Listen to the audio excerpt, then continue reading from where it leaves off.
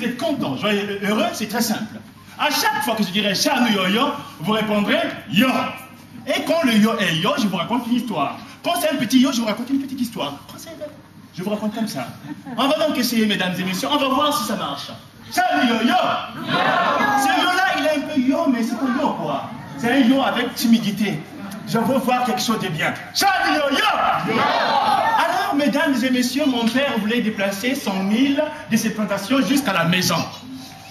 Il veut déplacer 100 000, mais il avait un âne. Il charge donc l'âne, il avait tout chargé, la charrette, tout ce qui était là, il a chargé ses sacs. Et il demande à l'âne, mon petit, ramène-moi ce 1000 là à la maison. L'âne qui dit ce jour-là, je ne bouge. Et mon père qui regarde l'âne, tu prends le 1000, tu le déplaces jusqu'à là. L'âne dit qu'il ne bouge. Mon père qui regarde l'âne, il dit, l'âne, tu ne veux pas bouger. Tu ne veux pas bouger. Mon père va chercher un petit fouet. Un petit fouet, il vient à l'âne. Tac, tac, bouge. L'âne qui dit, na pesando, je ne bouge. Mon père va chercher une branche. Il fouette l'âne. L'âne qui dit, je ne bouge. Mon père qui dit, tu ne bouges pas. Tu vas voir. Il va chercher un caillou. Il dit, petit, tu vas voir. Il se lève un gros caillou comme ça. Sur la tête de l'âne, l'âne qui dit n'a pesando, je ne bouge. Mon père a tout essayé, tout ce que vous pouvez imaginer. Taper de coups de poing, de coups de tête, de coups de ventre. L'âne ne bouge. Mon père a 12 000 tours dans son sac. Il commence à réfléchir. Juste à côté, il y avait une petite branche avec des petits fruits rouges. Alors, il prend ces petits fruits rouges qu'il coupe au milieu, soulève la queue de l'âne. Vous avez compris? Messieurs et dames, c'était le piment. Il frotte derrière le derrière de l'âne. Soit! Mesdames et messieurs! L'âne avec la soie! Et mon père n'arrivait pas à rattraper l'âne avec son 1000. Et le 1000 commençait à tomber. Mon père qui court, n'arrive pas à rattraper. Il dit, il y a quelque chose à faire. La seule chose à faire, c'est de baisser mon pantalon, moi aussi de me frotter. Mon père, c'est ce qu'il a fait. Il a baissé son pantalon, il s'est frotté aussi. Soit! Il a dépassé l'âne. Il a dépassé l'âne. Chanu Yo-Yo!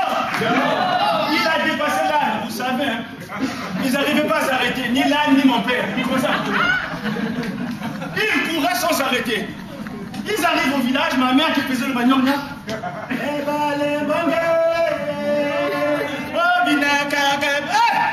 qui voit mon père courir une fois.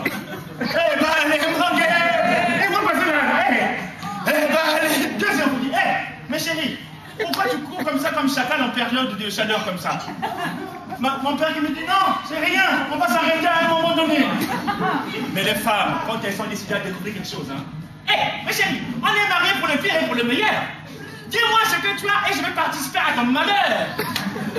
Mon père, je me dis, tu veux participer? Tu veux vraiment participer? Chérie, tiens! Vous avez deviné. Frotte derrière ton derrière. Ma mère avait baissé sa culotte, n'a frotté le soie. Ma mère était devant, mon père au milieu, derrière. Il continue à courir. Il courait. Il continue à courir. Et moi, je revenais de l'école. Curieux que j'étais, mesdames et messieurs, chers amis, j'arrive là, je regarde mon père, ma mère, qui courait avec l'âne. Papa, pourquoi vous courez comme ça? Arrêtez-vous un moment. Je reviens de l'école, là, j'ai faim. Elle dit, non, petit, pas t'asseoir, c'est une affaire de grandes personnes, on va finir par ça. Mais non, qu'est-ce que j'étais? Je dis, papa, je vais comprendre. On est une famille doit se souder. On doit rester soudé même dans les moments difficiles. Mon père, il me dit, je veux comprendre, petit. Prends, frotte derrière ton derrière. Mesdames et messieurs, tout petit que j'étais, j'ai baissé et j'ai frotté. J'étais devant, ma mère au milieu, mon père, puis l'âne. On continue à courir.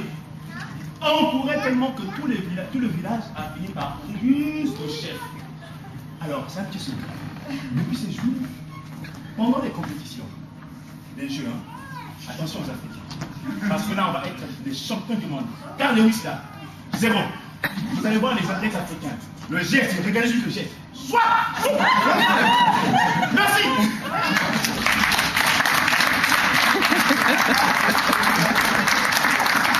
Chanu Yo-Yo!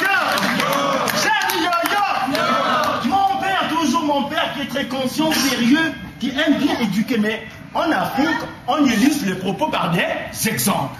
Alors, il voulait me faire comprendre que quel que soit ce que tu fais dans la vie, les gens parlent toujours. Vrai ou faux? Vrai, non? Vrai ou non? Exemple. Mon père donne toujours des exemples. Il dit, exemple. Mon fils, demain tu vas m'accompagner au marché. Mon père adorait son âme. Mon père me dit, alors au marché, je vais te montrer que les gens parlent toujours. Quel que soit ce que tu fais, de bien ou de mal, les gens ils ont toujours quelque chose à dire. Alors, mon père a pris l'âne, m'a appris aussi, on commençait à marcher à toi.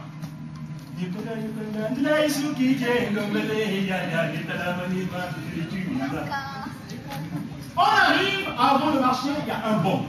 Et les gens qui s'asseyent là, les mêmes personnes, si vous remarquez bien, les mêmes, avec leur bière, avant d'arriver au marché. On me voit, moi, mon père et l'âne. Marché à pied, ils ont dit, ça c'est vraiment bête, hein.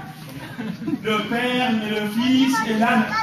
Ils devaient monter sur l'âne, ils arriveraient vite. L'âne les porterait, mais c'est idiot. Mon père m'a regardé et dit, t'as entendu? Ils ont dit quelque chose. C'est pas fini, demain nous allons repartir au marché. Le lendemain, mon père me met sur l'âne, lui-même à pied. Il tire l'âne.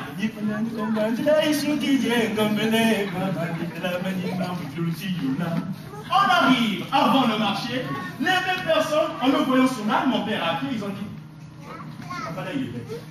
Il prend l'enfant, il met sur l'âne, et lui-même à pied. Et c'est l'enfant tombe. C'est l'enfant idiot. Mon père me regarde et dit, t'as entendu mon fils? J'avais raison, et j'aurais toujours raison, c'est pas fini. Le lendemain, nous allons partir au marché. Mon père est monté sur l'âne, moi-même j'étais à pied avec l'officiel, et en marché, je tirais l'âne. Avant d'arriver au marché, les mêmes personnes, avec les bières, sur le banc public, en me voyant à pied, mon père sur l'âne, ils ont dit quoi? Ils ont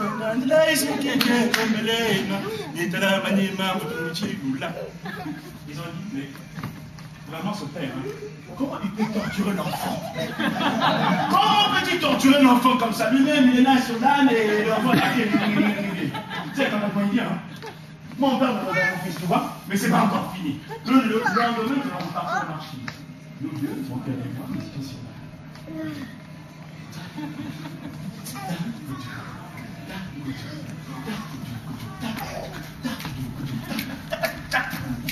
On arrive avant le marché, le même temps, les mêmes personnes, en nous voyant mon père et moi sur l'âne, ils ont dit, ah!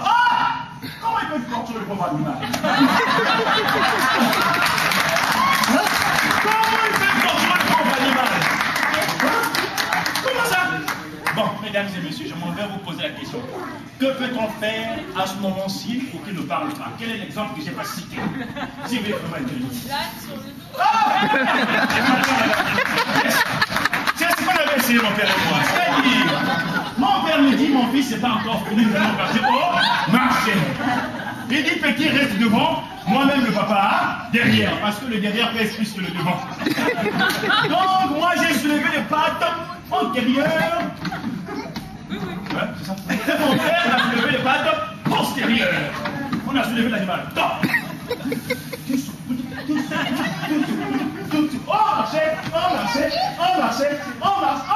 arrive devant le même banc, les mêmes personnes. On nous voit mon père et moi soulevant l'animal, ils ont dit quoi? Ça, c'est une famille de carrière. L'animal qui porte les gens, et je peux leur porter l'animal. C'est vrai, Dieu.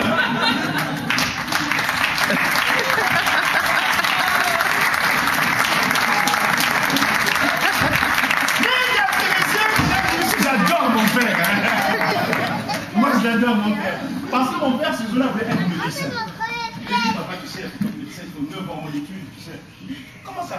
Celui qui veut être mécanicien, il va chez le voisin, il devient mécanicien. Celui qui veut être maçon, il va voir le voisin aussi qui est mécanicien, il devient mécanicien. Pourquoi pour être médecin, ça me dit, moi, je vois le voisin, je veux être médecin. Mon papa a acheté le gros sac, là, la valise, la blouse, les choses comme les oreilles, là. Il est parti voir le voisin. Le voisin, tu es docteur, non? Je vais t'assister pendant 2 jours. Moi aussi, je vais devenir docteur. Mon papa, il était vraiment téméraire. Il adorait ça. Alors, il va voir le voisin qui dit, pas de problème, si tu veux être mon assistant, pas de problème. Mais n'oublie pas les études, la médecine, c'est de longues études. Moi, je sais ce que je fais. Alors, ils ont commencé la ronde ce jour-là, mon père et le médecin du village. Ils ont commencé la ronde, ils regardaient les malades, ils arrivent au premier malade. Et ils constatent que Le docteur qui regarde le malade, regarde sa tête, regarde son ventre, lui pose la question. Qu'est-ce que vous avez, madame? J'ai mal au ventre, mal au ventre. Le docteur qui dit, ah ben oui, madame, évidemment, vous aurez mal au ventre si vous n'arrêtez pas de manger les cerises. Mon père qui regarde le médecin qui dit, comment t'as su qu'elle mangeait des cerises? Mais t'avais qu'à regarder sous le lit, il y avait des noyaux. Ah, mon père qui dit, ça y est, j'ai fini ma formation, je suis médecin. Mon père a dit qu'il était médecin. Le lendemain, devant chez nous, plaque. Mais vieux léopard, médecin. Alors mon père attendait le malade, médecin. Le malade ne venait pas. Il s'est dit, je vais faire la range moi aussi. Il va de porte en porte. Toc, toc, toc. Est-ce que vous n'aurez pas malade? Ah, évidemment. Il y a mon fils qui souffre de la dent. Il dit, ouvre la bouche. Ah, encore. Ah, mon père se rebaisse, regarde sous le lit, regarde mon petit. Si tu veux guérir, arrête de manger tes babouches. Merci, mesdames et messieurs.